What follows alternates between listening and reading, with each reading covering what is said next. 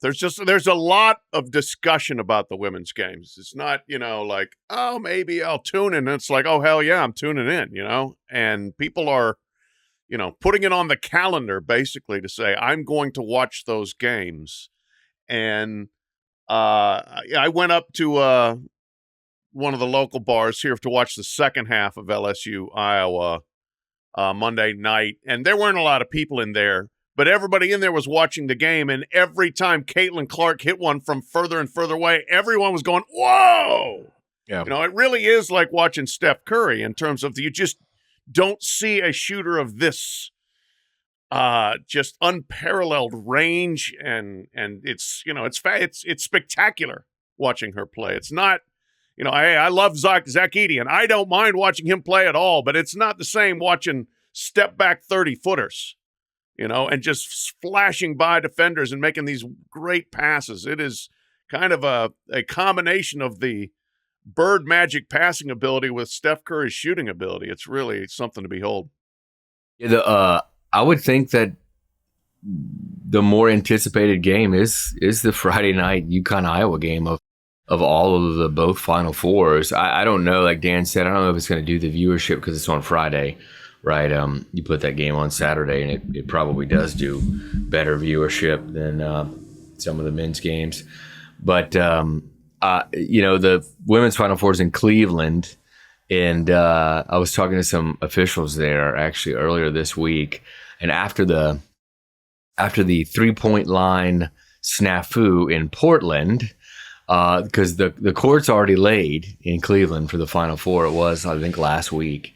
And they sent officials in Cleveland ran out there to the court and measured the 3-point lines, both of them, make sure that everything is good. And it is. I'm happy to report that the 3-point lines do measure accurate and aren't 9 inches shorter, which was the case in Portland, which is just wild. And no one noticed is what's wild. 4 games were played. Yeah. Over several games. Yeah. That's the thing about the women's tournament that needs to, grow off of this if possible. I mean, this is a sensation. Clark is a sensation. But if that line is painted wrong in the men's tournament, I would think the viewers are calling in nonstop saying, what's wrong with that? Yeah. I don't know what these, the ratings for Caitlyn Clark and the ratings for the Elite Eight and the games in the Elite Eight have long been fantastic. And we've had these great rivalries.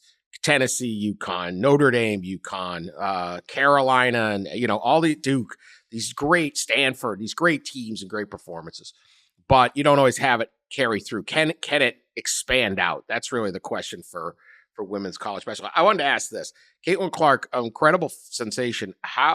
When was the last time we saw somebody come along that made people watch a sport that they weren't going to watch? Now, women's basketball is very easy because everyone understands the sport of basketball. But the only thing, the one that pops to mind for me was when Michael Phelps was rolling. You're going to love this, Pat. I'm talking swimming. Mm-hmm. And they were throwing his race on at sports bars. And the whole place were going crazy for a Michael Phelps race at a sports bar. They were cheering it now, that's the Olympics and all, but can you think of anything other than that? Or maybe that's it?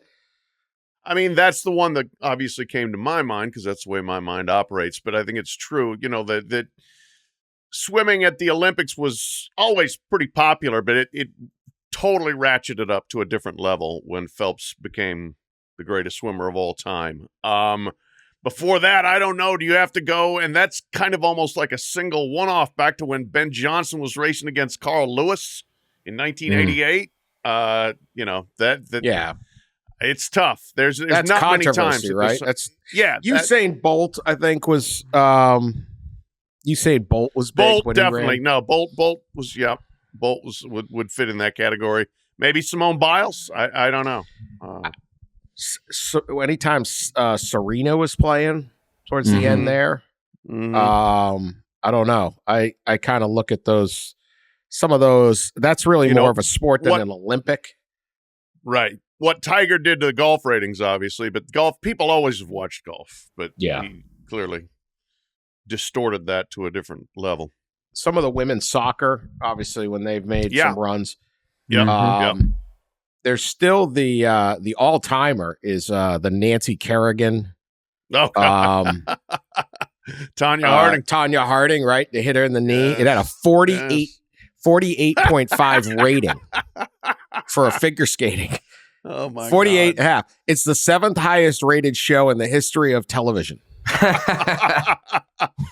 We like violence, Dan. We like do violence. like it. Yeah. They didn't actually fight. Like it's one thing that's like it's like they just both competed, and then I think Harding. Well, that was shoelace after came Tanya untied. ordered the hit. Yeah. But I was in Norway for that, and covering those Olympics was probably the greatest thing I've ever covered. But the anticipation for all of it was so crazy. There was at one point a 4 a.m. press conference to announce that Tanya Harding was indeed coming, because she had to legally fight her way into the Olympics. And when you're all of a sudden, when you're getting something in the media workroom, attention media, the USOC will hold a press conference at 4 a.m. You're like, oh my God, what? This Perfect. is really taking on something different. I mean, it's almost, as the Russians prove every year, it's almost impossible to get thrown out of the Olympics. If clubbing your arch rival in the knee doesn't do it, talk about no guardrails. Jesus. Even I think that should be grounds for suspension. Even Dan Wetzel draws a line there. Not allowed to hire ordered hit Jeff Galooly or something, right? I still remember the name. To go club. Shane Stant was the club man. Oh, Jeff Galooly was the organizer, and that was Tanya's boyfriend. He was the brains of the operation. What a mess. Well, what a ridiculous story.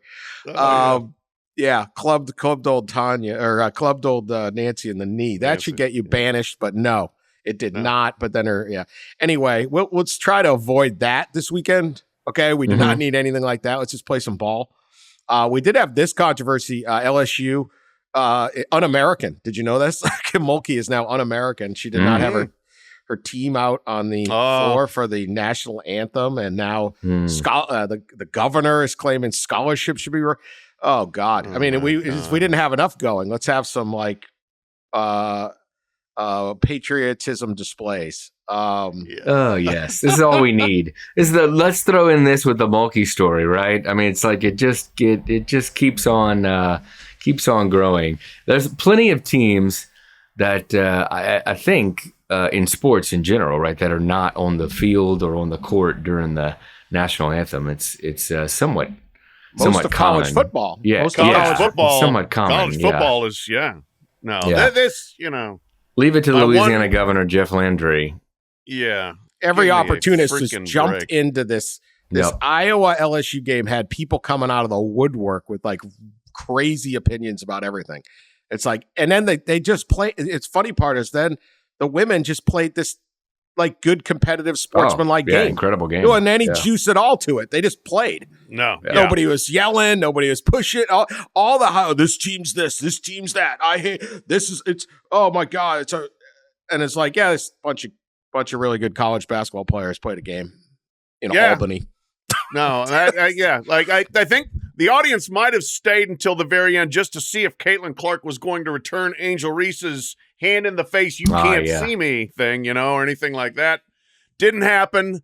My problem with women's college basketball is that we still have not gotten to the point from a media standpoint of just covering the sport.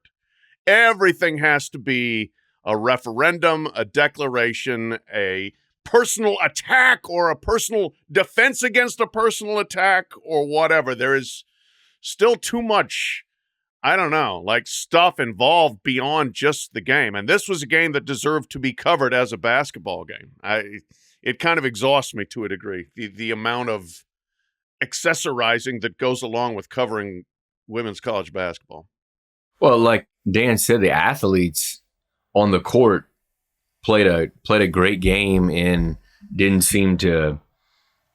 it didn't really seem to like buy into the kind of the narratives and stuff that the adults were putting on them, from outside. And that was incredible to see. You didn't have a lot of like pushing and shoving and no fighting and really no like gestures. You really had a fairly clean game that was played really well, and you hope that certainly they can all do that. And yeah, Pat, I get your point.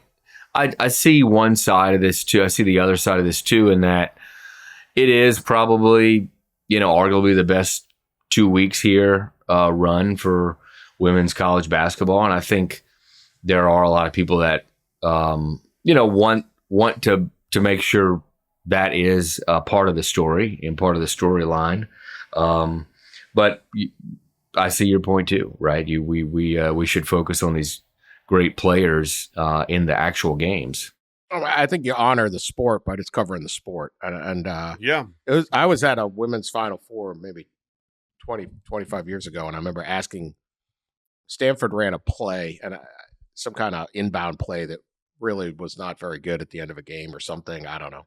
And I asked Tara Vanderveer the question, and she got not happy with me.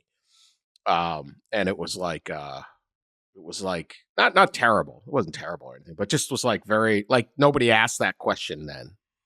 And I was like, I don't know, it seemed like the play did. Like, hey coach, what were you trying to do at the end of the game? I certainly wasn't like, women's basketball is horrible because you can't, it was just a play. Like, I don't know, what Kim Mulkey, why didn't you have, Flo J. Johnson covering Caitlyn? At what point of Caitlyn Clark scoring 41 did you think maybe the defense wasn't working? Try something. You miss all those types of things, and so what you get is either. I don't even mind. I think I'm like Ross. Like, yeah, this part of the story, as we just talked about, is oh my god, everyone's watching this. Like, this is crazy. Yeah. This is great. But that doesn't bother me as much as the discussing the ratings and the interest is fine. That part doesn't bother me as much. It's more the I don't know, kind of almost kid gloves that have to be worn to approach any sort of critical coverage of the game. Right. Like, what's your defensive assignment here? Like, she's just absolutely crushing you. And then I think there's like a little bit of like, there was a lot of hype going into this tournament. Like, well, the women's tournament's bigger than the men. It's more popular than the men's. Like, no, it's not. Or these this is a phenomenon and it's great. And how can they capture it? And how can they grow off this thing? But it's not, we don't have to defy the truth. Like, it can be a great thing and still just be the truth and go, well, look, this is a great rating, but it's not Harding Kerrigan.